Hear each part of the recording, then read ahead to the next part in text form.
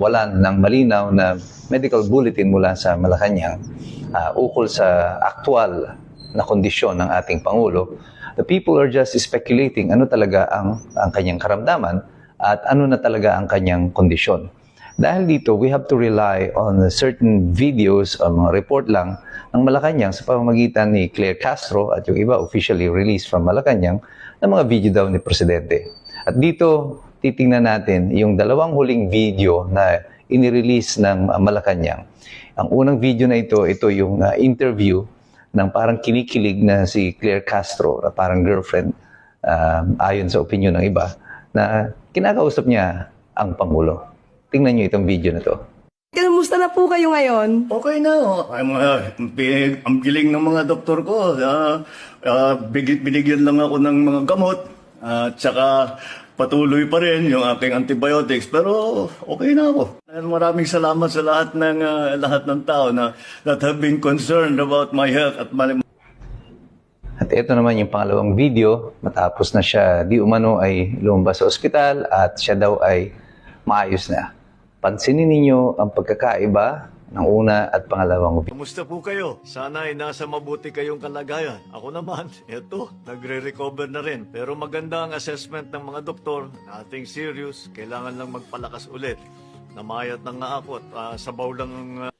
Napansin nyo rin ba yung pagkakaiba ng dalawang video? Well, unang-una yung kulay. Sa unang video na hindi nakikita si Claire Castro para siya ang nagtatanong, makikita ninyo na binago nila yung saturation ng kulay. Pwede po kasi i-adjust yan sa mga telepono o pag video editing para magmukhang parang mamula-mula or tanned yung color. At dito, very visible at kitang-kita na yung color was edited to make it appear na medyo mamula-mula yung kulay ng Pangulo, very rosy. Pero doon sa pangalawang video, because that was shot, I think, with another camera, hindi na siya cellphone ang ginamit dito. They had little time to edit it. So with proper lighting, kitang-kita mo dito that the President is wearing makeup. May make-upan siya at mukhang hindi pa pantay-pantay yung pagkaka-makeup. Makikita nyo doon sa mukha niya, may mga obvious na mga lines, na mga discoloration. And he looks very pale, putlang-putla siya. Pati yung kanyang mga labi ay putlang-putla. Very noticeable din yung pagkababa ng kanyang timbang. He is very lacking in energy sa kanyang pagsasalita. The way he sits, yung kanyang posture is a little bit slouched. At saka, you can see it in his eyes. Yung eyes daw is the window to the soul of the person. And you know that look is the look of someone who is really sick. At ang tanong nito ay bakit nila pinagtatakpan yung ganitong itsura ng Pangulo? Well, obviously, ang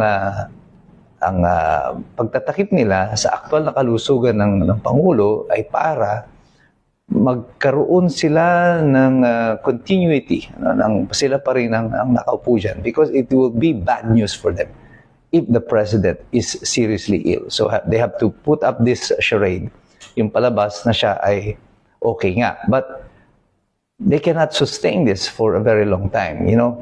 Yung deterioration ng condition ni PBBM from a month ago or 2 weeks ago when he just disappeared to what it is right now is very noticeable. One who is seriously sick will be this way. Pero kung ikaw ay nagkasakit lamang ng ordinaryong sakit lang ng tiyan mo, hindi ka ganito magiging itsura mo. So there is something really wrong. The challenge from Malacanang is, how long can you keep this from the public? Hanggang kailan nyo may tatago yan? Mga tao, marunong na. We have the internet, we have books, we have people to interview. So many people giving their opinion regarding this disorder or sickness of the President.